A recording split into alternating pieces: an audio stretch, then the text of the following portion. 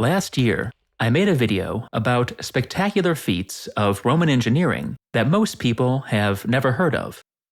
This sequel explores 3 more megaprojects as impressive, in their way, as the Pantheon and Colosseum. Number 3. Spain's Hollow Mountain. For centuries, the Roman Empire's richest gold mines were in Spain.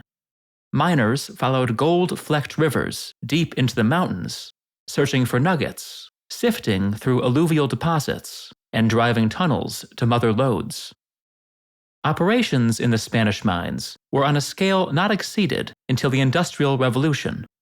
Pliny the Elder describes labyrinths of shafts and adits lit by smoky lamps, where men labored with picks and hammers, used fires and vinegar to fracture stone, and pulverized ore with crushing machines. Creaking rows of wooden scoop wheels, operated day and night by teams of slaves, kept groundwater from filling the works.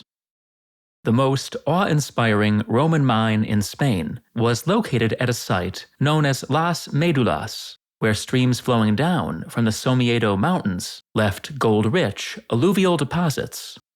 In many places, however, up to 100 meters of sediment that contained little gold covered the auriferous strata. To expose them, the Roman miners used the power of water. No fewer than 7 aqueducts, each 2 to 3 meters wide and up to 50 kilometers long, were built along the mountain ridges above the site. Together, they delivered an estimated 34 million liters every day. Some of the water was directed over the deposits in a continuous stream, loosening and washing away the overburden. This method, analogous to the hydraulic mining used during the California and Yukon gold rushes, left a web of gullies still visible below the site. Water was also collected in reservoirs on the rim of the mine. At intervals, their sluice gates were opened, unleashing floods that washed huge quantities of sediment downslope.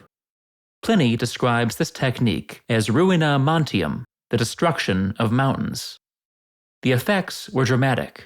Whole hillsides disintegrated in a pandemonium of rushing water and tumbling stones, compressing 1,000 years of erosion into seconds.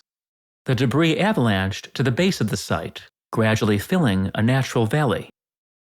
The mines at Las Médulas remained in operation for centuries. By the time work stopped in late antiquity, a whole range of hills had been washed away, leaving a lunar landscape of gullies and ridges that bears silent witness to the Roman thirst for gold. Number 2. The wall that stopped the nomads.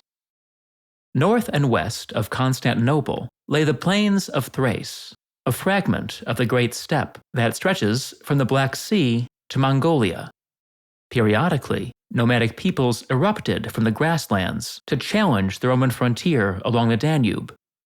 The most notorious invaders were the Huns, but soon after the collapse of Attila's empire, a new people, the Bulgars, began to raid Thrace. To contain their incursions, Emperor Anastasius I built a wall 65 kilometers west of Constantinople. This fortification, known as the Anastasian Wall, or the Long Wall of Thrace, ran 46 kilometers from the Black Sea to the Sea of Marmara, protecting the imperial city and its fertile hinterland. Built of large stones bonded with mortar, the wall was more than 3 meters thick and may have stood 10 meters high. It was studded with enormous polygonal towers, designed to provide platforms for artillery. Between these bastions were more than 300 rectangular towers, which housed guards and gave access to the parapet. Small forts were located behind the defenses at intervals of about 3.5 kilometers. A ditch 15 meters wide guarded the wall's outer face.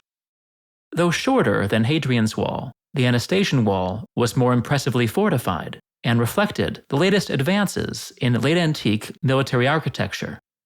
Unlike Hadrian's Wall, however, it seems to have never been adequately garrisoned. It was breached by nomads several times, most dramatically in the last years of Justinian's reign, when the aged general Belisarius beat back the cut-rigger Bulgars with a ragtag army of peasants and conscripts. Thereafter, the wall was allowed to crumble. Much of its stone was pillaged for reuse, and today, only a few short segments survive of New Rome's last defense. Number 1. The harbor that fed Rome. The city of Rome is about 20 kilometers from the sea.